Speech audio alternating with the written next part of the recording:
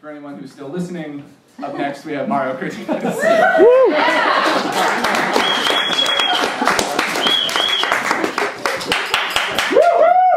Thank you.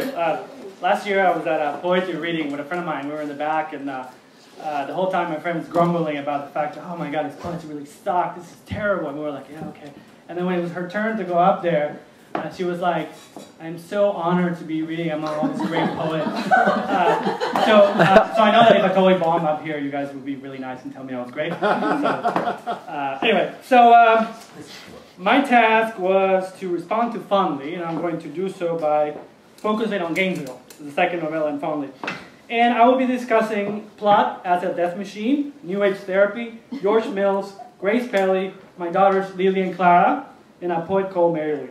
I have 7 minutes, so I'm going to speed it up. Gainesville begins with a boy called Sonny. Sonny, after 6 pages, Sonny dies, killed by his brother. So the death machine, having done his work, has to shift its focus elsewhere. In this case, Sonny's brother. The shift of focus here is like in the rest of the novella, there's a very quick shift, it's very casual, it's like nothing has happened, somebody died, you move on to the next. So let me give you an example of the first shift of focus in the novella. Sonny became a missing person. Sonny's brother got a job as a night manager at Kmart.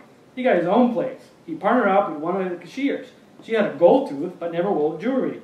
She was soft-spoken. She straightened her hair with an iron. She was either slow or shy or both. Sonny's brother couldn't tell, but she liked him. She started following him to his car. They had a baby and got a place together on the edge of town. So we're following Sonny's brothers now. Sonny's dead, so now we're in the brother. And then, of course, the babysitter kills Sonny's brother. So the death machine moves on and on to Sonny's brother's son. So we follow Sonny's brother's son, and then, of course, he dies. So the death machine moves on to Sonny's brother's son, ex-girlfriend, who's pregnant with a boy who will be called Osiris. Or is it Osiris? Osiris. We'll be coming back to Osiris in a little bit. So far the death machine seems pretty straightforward, right? So one person, then another, then another, then another, then another, down to generations. So it's really not that simple. Let me complicate it a little bit. My mother is a New Age therapist, and she's into something called constellation therapy. So let me tell you what that is. I'm going to read the Wikipedia entry. Not the whole thing. I edited it a little bit so that it feels like I'm actually doing work. So family constellation is a therapeutic method which draws on elements of family system therapy, existential phenomenology, and Zulu attitudes to family. Practitioners claim that present-day problems and difficulties might be influenced by traumas suffered in previous generations of the family, even if those affected now are unaware of the original event in the past. Hellinger, who's the founder, and my mother loves Hellinger, referred to the relationship between present and past problems that are not caused by direct personal experience as systemic entanglements, said to occur when unresolved trauma has afflicted a family through an event such as murder, suicide, death of a mother in childbirth, early death of a parent, war, natural disaster, immigration, or abuse. The psychiatrist Ivan Bossomer referred to this phenomenon as invisible loyalties. That's constellation therapy. And this method has been described as quantum quackery. I've done constellation therapy twice in the last 10 years, by the way. So now, that's probably enough of the New Age, but in fiction, of course, these systemic entanglements are dramatized in family sagas. You see this all the time. An example would be 100 Years of Solitude, where everybody's called either Aureliano or Arcadio, and then you have a novel like George Mills, where there's George going through generations, and he stays. I actually don't have time to go over George Mills, but you get the point, right? In fiction, it often happens that you have this intergenerational entanglement, right? The death machine isn't really a death machine. It's a reenactor death machine in a way. It's a machine that links everyone in Sonny's family invisibly to this first systemic entanglement that was Sonny's murder. It's like 10 generations. And I can talk about machines and narrative devices all day, and actually I can do this actually, but when we link all this back to life, my life in particular, it becomes a bit scary, because there's a scary amount of fatalism in this kind of narrative. And perhaps it isn't scary in the sense that we've come to realize that we're fated. I mean, this is very common. Like, we all know we're fated in some ways. You can even, in movies like popular movies like Children of Men, like you have Michael Caine dressed up as a hippie talking about fate and freedom and all this. So this is very common. So it's really not that interesting. But what it is interesting to me is that, you know, the amount of effort that we actually spend trying to pretend that these entanglements actually don't exist, right? And of course, this to me is not very theoretical. I have two daughters, Lily and Clara, they're 7 and 4 years old. And of course, after tonight, I'm going to pretend that I never said any of this, and that there's no such a thing as entanglements, and I'm going to pretend that my daughters will have all the freedom in the world, have nothing to do with me or all my generations of entanglement. So, okay, that's the end of the New Age part. Now, let me shift to a story that I think dramatizes some of this struggle really well. It's a story by Grace Perley called A Conversation with My Father, and I'm sure a lot of you have read this one.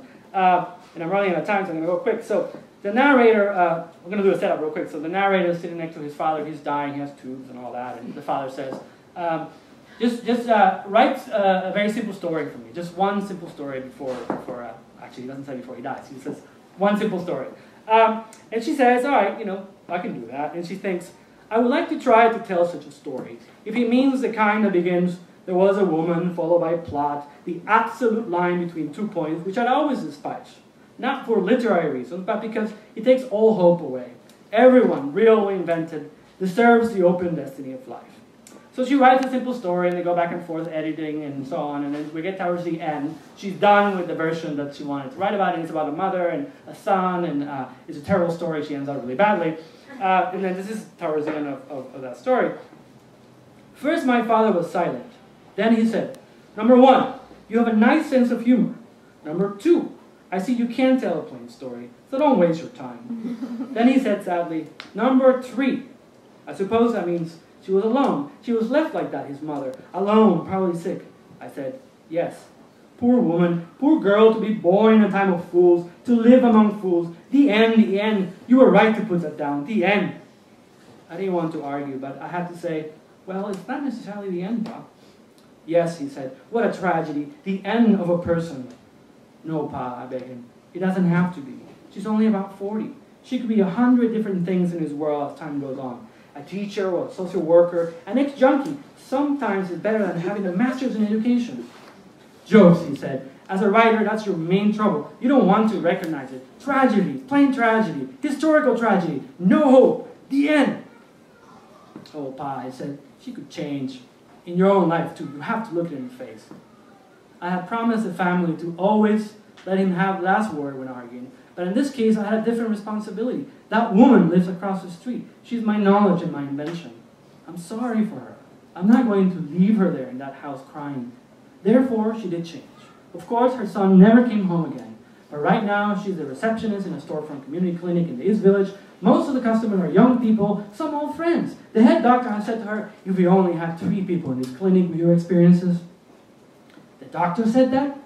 My father took the oxygen tubes out of his nostrils and said, jokes, jokes again. No, Pa, it could really happen that way. It's a funny world nowadays. No, he said, truth first. She was lie back. A person must have character. She does not. No, Pa, I said, that's it. She's got a job. Forget it. She's in a storefront working. How long will it be? He asked. Tragedy. You too. When would you look it in the face? That's how the story ends. So now let's get back to Gainesville. So what happens is that Osiris' mother seems to have actually looked at life in the face. And she seems to have intuited that these entanglements that we talked about, systematic entanglements, actually are real. Because what she does is there is, Osiris has not done anything wrong, lives in the same house with the mother, and she intuits that something's off with Osiris and doesn't let him near the baby. And in fact, eventually he's sent out to a mental institute. He hasn't done anything wrong. And so there's an intuition that there's something is off with this person because he has this entanglement going back in time. Now, of course, the problem with that is that the Osiris mind doesn't realize is that constellation therapy doesn't work that way. What happens is the burden that is supposed to go to one person, in this case Osiris, often gets shifted to someone else in the family. That's the theory, by the way. And so in this case, it gets shifted to William. And William actually will be shot in the face, and some could argue that this guy is William.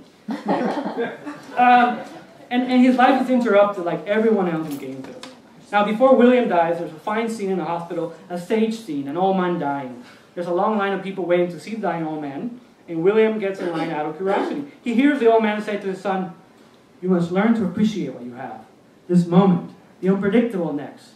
These are worth more than any dream you might have, any fantasy about what you could be doing or should be doing. A life force moves through you, pulls you along, and you are me before you know it. And you will die." All right, so let me end with Mary Louise. It's William's daughter. William's the guy that got shot in the face. Mary Louise is actually my favorite character in Gainesville, and of all things, she's a poet. And she wrote the following poem. "I'm never going to the lake because sand is a precursor to glass, and glass is a precursor to those tiny cuts, the kind you don't notice until later when your hands are full of blood. You curve your hands to catch the blood, and they only fill faster." Now, Mary Louise has a great uncle, a military man she calls Granjo, and Granjo has kept letters sent from the war by generations of men in his family. He reads his letters to Mary, and they're very moving letters. One night he's reading one of the letters to Mary, and Mary's falling asleep, and Granjo is reading it, and he's finishing, and then he says, talking about the guy who written the letter, he says, "He was your great uncle, my grandfather's brother." And she says, "I want to meet them." "Me too, sweetheart," he says.